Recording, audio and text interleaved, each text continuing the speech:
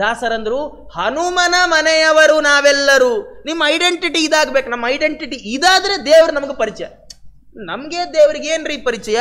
ನಾವು ಮೇಲೆ ಹೋಗ್ಬಿಟ್ಟು ಅದೇ ವಿಜಯನಗರ ಅಲ್ಲಿ ಸಂದಿಲ್ ಒಂದು ಮನೆ, ಆ ರಸ್ತೆ 3ನೇ ಕ್ರಾಸು, ಅಲ್ಲಿದ್ನಲ್ಲ ಅವನೇ ನಾನು, ದೇವ್ರಂದ ಯಾವ ಇವೆಲ್ಲ ನಂಗೆ ಗೊತ್ತಿಲ್ಲ, ಹೋಗಿ ಅಂದ್ಬಿಡ್ತಾನೆ. ಅದೇ ನಾವು ದೇವರ ಹತ್ರ ಹೋದಾಗ ಏನು ಹೇಳ್ಬೇಕು ಗೊತ್ತೇನು? ದೇವರಿಗೆ ಹನುಮಂತ ದೇವರು ವಾಯುದೇವರು ಭಾರಿ ಪರಿಚಯ. ಸ್ವಾಮಿ ನಾವು ಅದೇ ಹನುಮಂತನ ಕಡೆಯವರು.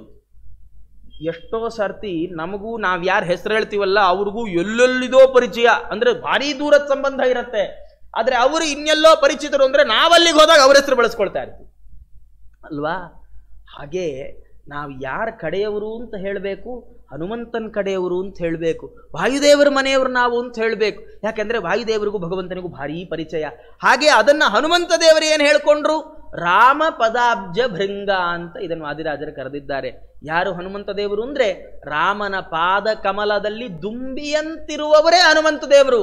ಯತ್ರ ಯತ್ರ ರಘುನಾಥ ಕೀರ್ತನಂ ತತ್ರ ತತ್ರ ತತ್ರ ಕೃತ ಮಸ್ತಕಾಂಜಲಿಂ ಬಾಷ್ಪ ಪೂರ್ಣ ಲೋಚನಂ ಅಂತ ಹೇಳುವಾಗ ಎಲ್ಲಿ ಎಲ್ಲಿ ರಾಮದೇವರ ಕಥೆ ಇದೆಯೋ ಅಲ್ಲೆಲ್ಲ ಕೈ ಮುಕ್ಕೊಂಡು ಕಣ್ಣಲ್ಲಿ ನೀರು ಹಾಕ್ಕೊಂಡು ಹನುಮಂತ ದೇವರು ಉಪಸ್ಥಿತರಾಗಿಯೇ ಆಗ್ತಾರೆ. ಹಾಗಾಗಿ ರಾಮ ಪಾದಾಬ್ಜ ಭೃಂಗರಾದವರು ಹನುಮಂತ ದೇವರು. ಅಂಥ ಹನುಮನ್ ಸ್ವಾಮಿನ್ ನಿಮಗೆ ನಮಸ್ಕಾರ, ನನ್ನನ್ನು ಅವ ಸಂರಕ್ಷಣೆ ಮಾಡ್ರಿ ಅಂತ ಕೇಳ್ಕೊಂಡ್ರು. ಅಲ್ಲ, ಸಂರಕ್ಷಣೆ ಮಾಡ್ರಿ ಅಂತ ಹೇಳದಿದ್ರೆ ಅವ್ರು ಮಾಡೋಲ್ವಾ? ವಾದಿರಾಜರಂದ್ರು ನಿಮಗೆ ನಾ ಹೇಳಬೇಕಾಗಿಲ್ಲ, ನೆನಪಿಸಬೇಕಾಗಲೇ ಇಲ್ಲ ನಿಮಗೆ, ಆದರೆ ನನ್ನ ಕರ್ತವ್ಯ ಅಂತ ನಾ ಮಾಡ್ತಾ ಇದ್ದೇನೆ. ಯಾಕೆ? ಅಲ್ಲ, ನೆನಪಿಸದೆ ಕೆಲಸ ಆಗೋದು ಹೇಗೆ? ಮನೆಗೆ ಹೋದ್ರೆ ಅಮ್ಮಂಗೂ ತಟ್ಟೆ ಹಾಕು ಅಂದ್ರೆ ತಟ್ಟೆ ಹಾಕಿ ಊಟಕ್ಕೆ ಬಡಿಸ್ತಾರೆ. ಎಷ್ಟೋ ಬಾರಿ ತಾಯಿ ತನ್ನ ಕೆಲಸದಲ್ಲಿ ತಾನು ಮಗ್ನಳಾಗಿರುವಾಗ ಮಕ್ಕಳು ಮನೆಗೆ ಬಂದಿದ್ದು ಗೊತ್ತಾಗಲ್ಲ ತಾಯಿಗೆ. ಹಾಗಾಗಿ ಅಂತ ಸಂದರ್ಭದಲ್ಲಿ ಏನ್ ಮಾಡ್ತಾರೆ ಮಕ್ಕಳು? ಅಮ್ಮ ಹಶ್ವಾಗ್ತಾ ಇದೆ, ಏನಾದ್ರು ಕೊಡು ಅಂತ ಕೇಳಿದಾಗ ಅಯ್ಯೋ ಬಂದ್ಯಾ ಮಗು ಕೂತ್ಕೊ ಅಂತ ಹೇಳಿ ಸಾವಕಾಶವಾಗಿ ಬಡಿಸ್ತಾಳೆ. ಆದರೆ ಪ್ರಾಣದೇವರ ಸ್ವಭಾವ ಏನು ಗೊತ್ತೇನು? ಅವರಿಗೆ ಯಾವ ನೆನಪುಗಳು ಬೇಡ, ರಿಮೈಂಡರ್ ಎಲ್ಲ ಮನುಷ್ಯರಿಗೆ, ಮುಖ್ಯ ಪ್ರಾಣದೇವರಿಗೆ ಬೇಡ. ವಾದಿರಾಜರಂತಾರೆ ನನಗೆ ಈ ನಿಶ್ಚಯ ನಿಮ್ಮ ಬಗ್ಗೆ ಇದೆ. ಅಲ್ಲ, ನಿಮ್ಗೆ ಹೇಗೆ ಗೊತ್ತಾಯ್ತು? ವಾದಿರಾಜರಂದ್ರು ನಿಮ್ಮ ಕಥೆನೇ ಹಾಗಿದೆಯಲ್ಲ. ಯಾಕೆ? ಏನಾಯ್ತು? ಆತ್ಮೀಯ ಜನಾವನಾಯ ಬಲಿನಾ ನೀತಃ ಪುರ ಉಚ್ಚಾಚಲಹ. ರಾಮಾಯಣದ ಯುದ್ಧದ ಪ್ರಸಂಗ. ಇಂದ್ರಜಿತ್ತು ಸರ್ಪಾಸ್ತ್ರವನ್ನ ಬಿಟ್ಟ, ಬೇರೆ ಬೇರೆ ಅಸ್ತ್ರಗಳನ್ನು ಪ್ರಯೋಗ ಮಾಡಿದಾಗ ಎಲ್ಲ ಕಪಿಗಳು ಮೂರ್ಛಿತರಾಗಿ ಬಿದ್ದೋದು.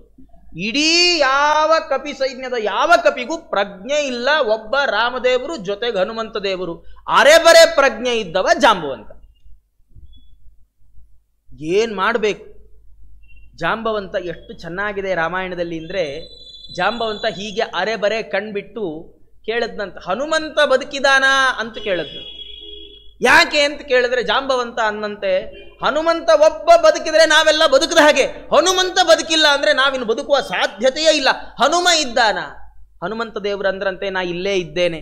ಹಾಗಾದ್ರೆ ಒಂದು ನಿನ್ನಿಂದ ಉಪಕಾರ ಆಗ್ಬೇಕು. ಎಲ್ಲ ಕಪಿಗಳು ಬದುಕಬೇಕಾದ್ರೆ ಹಿಮಾಲಯದ ತಪ್ಪಲಿನ ಗಂಧಮಾದನಕ್ಕೆ ಹೋಗಿ ಅಲ್ಲಿಂದ 5 ಬಗೆಯ ಮೂಲಿಕೆಗಳನ್ನ ತರಬೇಕು. ಸೀದಾ ಹಾರು ಹೋದ್ರು. ಅದು ಎಷ್ಟು 50,000 ಯೋಜನವಂತೆ, ಒಂದಲ್ಲ ಎರಡಲ್ಲ. ಅವರು ಹೇಳುವಾಗ 50,000 ವ್ಯವಹಿತಂ ಅಮಿತಂ ಯೋಜನೈ ಪರ್ವತಂ. ಅದು ಅಷ್ಟು ವಿಸ್ತಾರವಾದ ಪರ್ವತವೂ ಹೌದು, ಅಷ್ಟು ದೂರ ಹೋಗ್ಬೇಕು. ಯುದ್ಧ ಆಗ್ತಾ ಇರೋದು ಈ ಎಲ್ಲೋ ಭಾಗದಲ್ಲಿ, ಹಿಮಾಲಯ ಇರೋದು ಅಲ್ಲೆಲ್ಲೋ. ಆ ಯುದ್ಧ ಭೂಮಿಯಲ್ಲಿ ಎಲ್ಲ ಮಲ್ಕೊಂಡ್ಬಿಟ್ಟಿದ್ದಾರೆ. ಹನುಮಂತ ದೇವರು ಅಲ್ಲಿಗೆ ಛಂಗಂತ ಹಾರಿದ್ರು. ಯಾಕೆ ಹಾರಿದ್ರು? ಹನುಮಂತ ದೇವರಿಗೆ ಏಟಾಗಿತ್ತೇನು? ಹನುಮಂತ ದೇವರಿಗೆ ಏನಾಗಿತ್ತು? ಏನೂ ಆಗಿರಲಿಲ್ಲ. ಹೋಗ್ಲಿ, ಕೋತಿಗಳಿಗೂ ಹನುಮಂತ ದೇವರಿಗೂ ಏನು ಸಂಬಂಧ? ಏನೂ ಸಂಬಂಧ ಇಲ್ಲ. ಒಂದೇ ಸಂಬಂಧ ಇದ್ದದ್ದು, ಹನುಮಂತ ದೇವರಿಗೆ ಪ್ರಭುವಾದವರು ರಾಮಚಂದ್ರ ದೇವರು, ರಾಮಚಂದ್ರ ದೇವರ ಸೇವೆಗಾಗಿ ಬಂದವರು ಕಪಿಗಳು. ಇಷ್ಟೇ ಹನುಮಂತ ದೇವರಿಗೂ ಕಪಿಗಳಿಗೂ ಇದ್ದ ಸಂಬಂಧ. ಇಷ್ಟಕ್ಕೆ ಕಪಿಗಳನ್ನ ಆತ್ಮೀಯ ಜನರು ಅಂತ ಭಾವಿಸಿಕೊಂಡು ಅವರ ಸಂರಕ್ಷಣೆಗಾಗಿ ಅಷ್ಟು ದೂರ ಹಾರಿ ಹೋಗಿ ಆ ಇಡೀ ಪರ್ವತವನ್ನ ಎತ್ಕೊಂಡು ಇಲ್ಲಿವರೆಗೂ ಬಂದ್ರಲ್ಲ. ಪರ್ವತವನ್ನು ಎತ್ಕೊಂಡು ಬಂದ್ರೆ ಏನಾಯ್ತು ಗೊತ್ತೇನು? ಆ ಪರ್ವತದಲ್ಲಿ ಇರುವ ಆ ಮೂಲಿಕೆಯನ್ನ ತೆಗೆದು ಅರ್ದು ಕುಡಿಸೋ ಪ್ರಮೇಯವೇ ಬರಲಿಲ್ವಂತ. ಯಾಕೆಂದ್ರೆ ಆ ಪರ್ವತದ ಮೇಲೆ ಬೀಸಿ ಬಂದ ಗಾಳಿಗೆ ಎಲ್ಲ ಎದ್ದು ಕೂತ್ಕೊಂಡ್ಬಿಟ್ರು. ಪರ್ವತದ ಇದು ವೇಸ್ಟ್ ಆಗೋಯ್ತಲ್ಲ ಒಂದ್ ಲೆಕ್ಕಕ್ಕೀಗ. ಜಾಂಬವಂತರಂದ್ರಂತೆ ಮತ್ತೆ ಆ ಪರ್ವತ ಅಲ್ಲೇ ಹೋಗಿ ಇಟ್ಬಿಡಿ. ಪರ್ವತ ಕಿತ್ಕೊಂಡ್ ಬಂದಿದ್ದಾರೆ ಅವರು. ನಾವಾದ್ರೆ ಏನ್ ಮಾಡ್ತೀವಿ? ಸಾಮಾನ್ಯ ವ್ಯವಹಾರ. ನಾವು ಅಂದ್ರೆ ಅವರು ಇವರು ಅಲ್ಲ, ಎಲ್ಲರೂ ಯಾವ್ದಾದ್ರು ಒಂದು ಕಷ್ಟದ ಒಂದು ಕೆಲಸ ಮಾಡಿದ ಮೇಲೆ ಒಂದು ನಮಗದು ಮತ್ತೆ ಬೇಕಾಗತ್ತೆ ಬಿಡಪ್ಪ ಅಂತ ಅಲ್ಲೇ ಇಟ್ಟಿರ್ತೇವೆ. ಇಲ್ಲದಿದ್ದರೆ ಅದೆಲ್ಲ ಆಗಲ್ಲ, ಹೋಗು ಬೇಕಾದ್ರೆ ಇಟ್ಕೋ ಅಂತ ವಾಪಸ್ ಬೈತೆ. ಆದರೆ ಹನುಮಂತ ದೇವರು ಎರಡೂ ಮಾಡಲಿಲ್ಲಂತ. ಹನುಮಂತ ದೇವರು ಏನು ಮಾಡಿದರು, ಅಲ್ಲೇ ನಿಂತಲ್ಲೇ ಇದ್ರು, ಅದನ್ನು ಅಲ್ಲಿಂದ ಹಾಗೆ ಎಸ್ದ್ರಂತ ಆ ಪರ್ವತವನ್ನು. ನಾನು ಹೇಳೋದಲ್ಲ, ವಾಯುಸ್ತುತಿಯಲ್ಲಿ ಪಂಡಿತಾಚಾರ್ಯ ಹೇಳ್ತಾ, ಕ್ಷಿಪ್ತ ಪಶ್ಚಾತ್ ಸಲೀಲಂ ಶತಮತುಲ ಮತೆ ಯೋಜನಾನಾಂ ಸ ಉಚ್ಚಸ್ತಾವದ್ವಿಸ್ತಾರವಾಂಶ್ಚ್ಯುಪಲ ಲವ ಇವ ವ್ಯಗ್ರ ಬುದ್ಧ್ಯಾತ್ವಯಾತಃ. ನೀವು ತಂದಂತಹ ಪರ್ವತವನ್ನ ಅಲ್ಲಿಂದ ಅಷ್ಟು ಯೋಜನಗಳ ದೂರಕ್ಕೆ ಎಸ್ದ್ರೆ ಆ ಪರ್ವತ ಹೋಗಿ ಅಲ್ಲೇ ಕುತ್ಕೋತಂತೆ. ಎಂಥ ಗುರಿ! ಹೋಗಿ ಅಲ್ಲೇ ಕುತ್ಕೋತು ಅಂದ್ರೆ ಏನು? ಸ್ವಸ್ವಸ್ಥಾನ ಸ್ಥಿತಾತಿ ಸ್ಥಿರ ಶಕಲ ಶಿಲಾಜಾಲ ಸಂಶ್ಲೇಷ ನಟ್ಟ ಛೇದಾಂಕ ಪ್ರಾಗಿವಾಭೂತ್. ಆ ಎಲ್ಲ ಯಾವ್ಯಾವ ಹೇಗೆ ಆ ಪರ್ವತ ಕಿತ್ಕೊಂಡ್ಬಂದಿತ್ತೋ ಹಾಗೇ ಹೋಗಿ ಕುತ್ಕೊಳ್ತಾರೆ. ಇವ್ರ ದೇಹದಲ್ಲಿ ಯಾವ್ಯಾವ ಪಾರ್ಟ್ ಕಿತ್ತೋಗಿತ್ತೋ ಕಪಿಗಳದ್ದು, ಅದು ಹಾಗೆ ಕುತ್ಕೊಳ್ತಾರೆ. ಇಂಥ ಲೀಲೆಯನ್ನ ತೋರಿಸಿದ ಮಹಾನುಭಾವರು ನೀವು. ಯಾಕಾಗಿ? ಆತ್ಮೀಯ ಜನ ಅಂತ ಹೇಳಿ. ಅವರಿಗಿದ್ದ ಆತ್ಮೀಯತೆ ಏನು? ರಾಮದೇವರ ದಾಸ ನಾನು, ಈ ಕಪಿಗಳು ರಾಮದೇವರ ಭೃತ್ಯರು, ಅಷ್ಟೇ ಆತ್ಮೀಯತೆ ಇದ್ದದ್ದು. ಅದಕ್ಕಾಗಿ ದೊಡ್ಡ ಉಚ್ಚಾಚಲ ದೊಡ್ಡ ಪರ್ವತವನ್ನ ಎತ್ಕೊಂಡು ಬಂದ್ರಿ ನೀವು. ಅಷ್ಟಕ್ಕೆ ಮುಗೀತಾ ಇಲ್ಲ. ಸೀತಾದೇವಿಯರನ್ನ ಹುಡುಕ್ತಾ ಹುಡುಕ್ತಾ ಹುಡುಕ್ತಾ ಬಂದ್ರೆ ಎಲ್ಲ ಬಂದು ದಕ್ಷಿಣ ಸಮುದ್ರದ ತೀರದಲ್ಲಿ ಕೂತ್ಬಿಟ್ರು. ಮುಂದೆ ಸಮುದ್ರ ಇದೆ, ಏನಿಲ್ಲ, ಹುಡುಕ್ಬೇಕಾದ ಎಲ್ಲಾ ಭೂಭಾಗ ಹುಡುಕಿ ಆಯ್ತು. ಮುಂದೆ ಸಮುದ್ರ ಇದೆ, ಏನ್ ಮಾಡೋದು? ಹನುಮಂತ ದೇವರಂದ್ರಂತೆ ಇನ್ನೇನು ಇಲ್ಲಿಂದ ಮುಂದೆ ಹೋಗ್ಲಿಕ್ಕೆ ಆಗೋಲ್ಲ, ಎಲ್ಲ ಇಲ್ಲೇ ಅಂಗದ ಅಂದ, ಇಲ್ಲಿ ನಾವು ಪ್ರಾಯೋಪವೇಶ ಮಾಡಿಬಿಡೋಣ. ಹಿಂದೆ ಹೋಗಕ್ಕೆ ಸಮಯ ಇಲ್ಲ, ಹಿಂದೆ ಹೋದ್ರೆ ಸುಗ್ರೀವ ಕೊಲ್ತಾನ್, ಕೊಟ್ಟ ಸಮಯ ಮುಗಿದು ಹೋಗಿದೆ. ಮುಂದೆ ಹೋಗೋಣ ಅಂದ್ರೆ ಎಲ್ಲಿ ಹೋಗೋದು? ಸಮುದ್ರದೊಳಗೆ ಎಲ್ಲೂ ಹೋಗಕ್ಕಾಗಲ್ಲ. ಕಪಿಗಳು ಹಾರ್ಕೊಂಡು ಹೋಗೋರಲ್ಲ, ಸಮುದ್ರದೊಳಗೆ ಹೋಗುವಂತಾಗಲ್ಲ. ಹಾಗಾಗಿ ಇಲ್ಲೇ ಆಮರಣ ಅಂತವಾಗಿ ಉಪವಾಸ ಮಾಡೋಣ, ರಾಮದೇವರ ಭಜನೆ ಮಾಡೋಣ ಅಂತ ರಾಮದೇವರ ಭಜನೆ ಶುರುವಾಯಿತು. ಅಲ್ಲೇ ಬೆಟ್ಟದ ಗುಹೆಯಲ್ಲಿ ಒಬ್ಬ ಹಕ್ಕಿ ಇತ್ತು, ಸಂಪಾತಿ. ಅದಕ್ಕೆ ರೆಕ್ಕೆ ಮರಳಿ ಚಿಗುರಿ ಬಂತು. ರಾಮ ಕಥೆಯನ್ನು ಕೇಳಿ ಬುದ್ಧಿ ಬರದೆ ಏನು? ರಾಮಕಥೆ ಕೇಳಿದ್ರೆ ಬುದ್ಧಿನೂ ಬರುತ್ತೆ.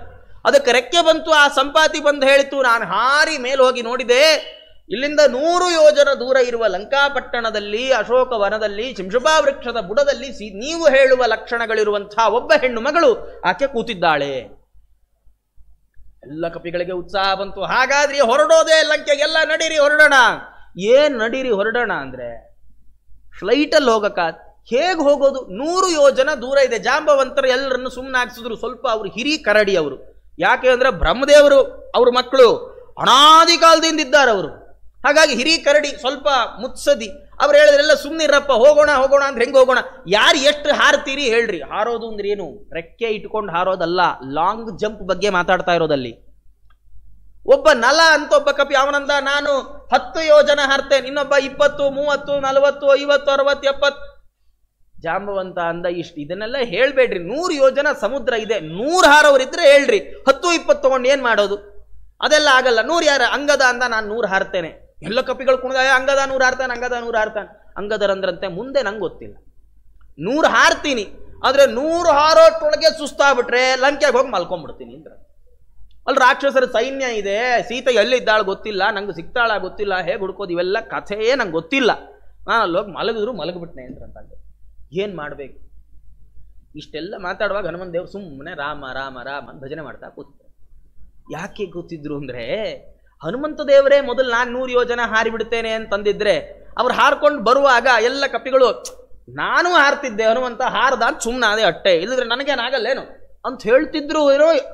ಅದಕ್ಕೆ ಹನುಮಂತ ದೇವರಂದ್ರು ಮೊದಲು ನೀವೆಲ್ಲ ಹೇಳ್ರಿ, ನೀವೆಲ್ಲ ಎಟ್ಟೆಟ್ಟು ಹಾರ್ತೀರಿ ಹೇಳ್ರಿ, ನಿಮ್ಮ ಸಾಮರ್ಥ್ಯ ಜಗತ್ತು ಗೊತ್ತಾಗ್ಲಿ, ಆಮೇಲೆ ನಾನು ಕೆಲಸ ಮಾಡಿಸ್ತೀನಿ, ನಿಮ್ಮ ಕೈಲಿ ಕೆಲಸ ನಾನು ಮಾಡ್ಕೊಂಡು ಬರ್ತೇನೆ ಅಂತ ಹೇಳಿ ಸುಮ್ಮನೆ ಕೂತಿದ್ರು.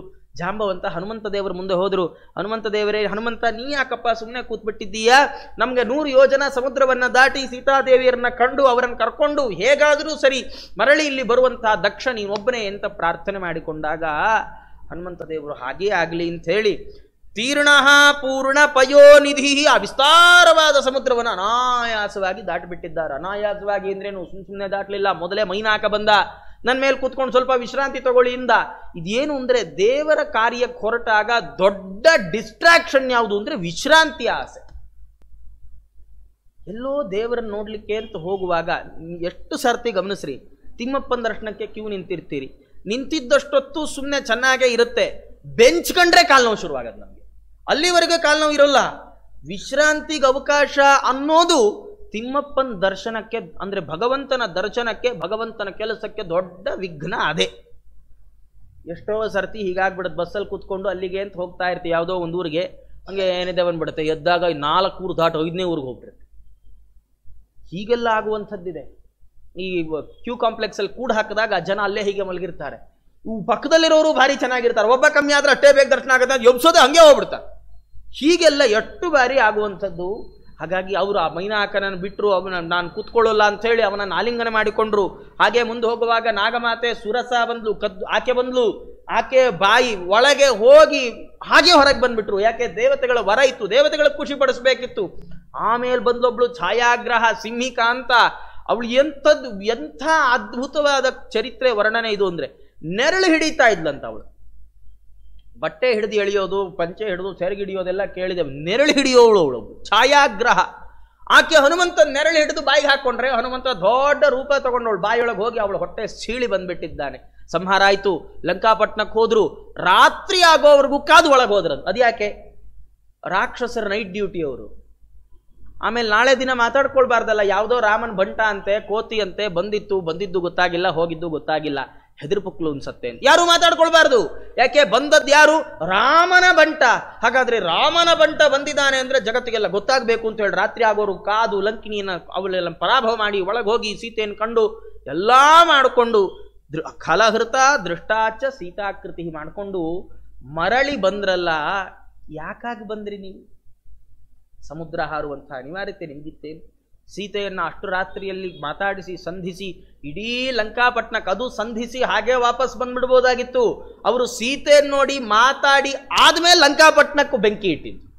ಮುಂಚೆ ಬೆಂಕಿ ಇಟ್ಟಿದ್ದಲ್ಲ, ಎಲ್ಲ ಆದ್ಮೇಲೆ ಲಂಕಾಪಟ್ಟಣಕ್ಕೆ ಬೆಂಕಿ ಇಟ್ಟು ಇಡೀ ಲಂಕೆಯನ್ನ ಇಂದ್ರಜಿತ್ತು ರಾವಣ ನೋಡ್ತಿರೋ ಹಾಗೇನೆ ಅವರನ್ನ ಹುಲ್ಲು ಕಡ್ಡಿಗೆ ಸಮನಾಗಿಸಿ ಹಾರಿಕೊಂಡು ಬಂದ್ರಲ್ಲ. ಯಾಕೆ ಬಂದ್ರಿ ನೀವು? ನೀವು ಸಜ್ಜನರ ಪರಿಪಾಲನೆಗೋಸ್ಕರವೇ ಇಷ್ಟೆಲ್ಲ ಕೆಲಸ ಮಾಡಿದ್ರಿ ಅಂತ ನಮಗೆ ಗೊತ್ತಿದೆ ಸ್ವಾಮಿ. ಹಾಗಾಗಿ ನಿಮಗೆ ನಾನೇನು ಹೇಳಬೇಕಾಗಿಲ್ಲ, ನಮ್ಮನ್ನು ಸಂರಕ್ಷಣೆ ಮಾಡ್ರಿ, ಭೃತ್ಯರನ್ನು ರಕ್ಷಣೆ ಮಾಡ್ರಿ ಅಂತ. ಆದರೂ ನನ್ನ ಕರ್ತವ್ಯ ಅಂತ ವಿಜ್ಞಾಪನೆ ಮಾಡಿಕೊಳ್ತಾ ಇದ್ದೇನೆ. ಈ ಭೃತ್ಯನನ್ನ, ದಾಸನನ್ನ ಸ್ವಾಮಿಯಾದ ನೀವು ಸಂರಕ್ಷಣೆ ಮಾಡ್ರಿ ಅಂತ ಹೀಗೆ ಹನುಮಂತ ದೇವರ ಒಂದು ಕಥೆಯನ್ನು ಹೇಳಿ ಇನ್ನೊಂದು ಕಥೆಯನ್ನು ನಾಳೆ ನೋಡೋಣ ಅಂತ ಹೇಳ್ತಾ, ಸರ್ವೇಂದ್ರಿಯ ಪ್ರೇರಕೇಣ ಶ್ರೀ ಪ್ರಾಣಪತಿನೇರಿತಃ ಯದವೋಚ ಮಹಂತೇನ ಪ್ರಿಯತಾಂ ಕಮಲಾಲಯ ಮಧ್ವೇಶಾರ್ಪಣಮಸ್ತು. ಶ್ರೀಕೃಷ್ಣಾರ್ಪಣಮಸ್ತು.